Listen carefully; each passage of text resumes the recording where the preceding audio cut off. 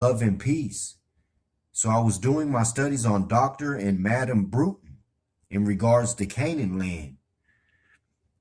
And I found an image that was just released and we had no idea about. But they also put a little description to the image. It says he first came to quote unquote Toronto in 1919.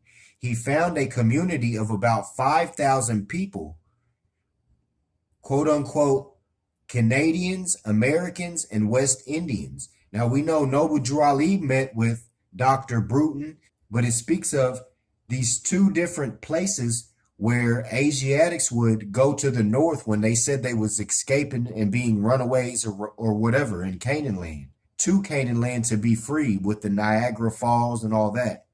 However, these two exact places, it says he was connected to both the First Baptist Church that was located on University at the time, and also the British Methodist Episcopal Church on Chestnut Street. But we know that was what was called the first so-called African, which was really probably two Canaanite temples. But that's where you would go in regards to your nationality or whatever, I assume, because it was two temples. I'm thinking of the land being sacred because it's already been demolished. They didn't even preserve these lands or those buildings. They had a 5-star, or hold on, where I was looking at it before, it said it was tore down and made into a, Toronto's quote unquote Black history unearthed in excavation of landmark church. Why was it tore down if it was such a landmark? Why wasn't they preserving it? But yeah, it says that it was tore down and made into a gas station. You know what I'm saying? They really preserved the history then if it was so special. But that's what they do. If you notice, like Noble Drew Ali, where his home was, his land is gone, or the building's gone. It says it's been called one of the most important blocks of history in Toronto, a place where quote unquote African Americans, which they didn't call themselves that in that time, fleeing slavery, found refuge to live, work, and worship. On this tract of land just north of Osgoode Hall, a handful of quote unquote African Methodists built a small wood frame church in 1845. See, Noble Drew Ali was universal.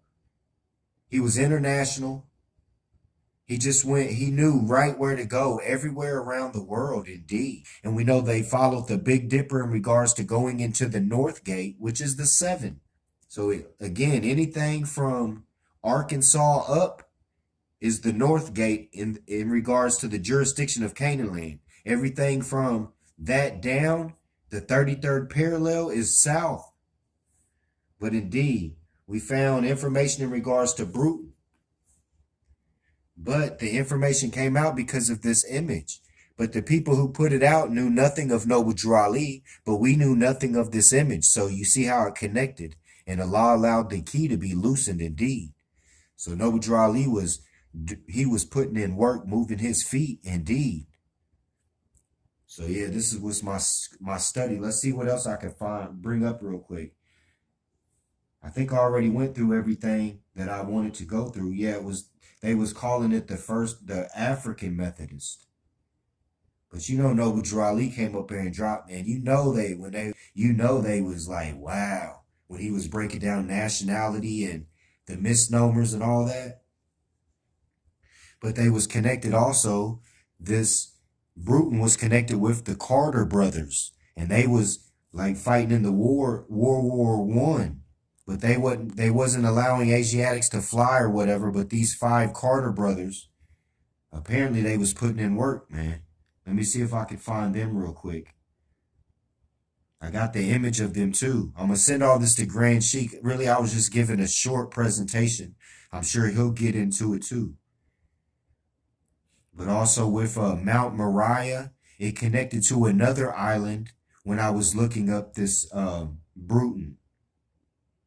But I got this information. I'll send it to Grand Sheik, man. I'll leave y'all in love and peace. Islamism, divine honors to Prophet Noble Drew Ali and the Moorish divine and national movement of the world.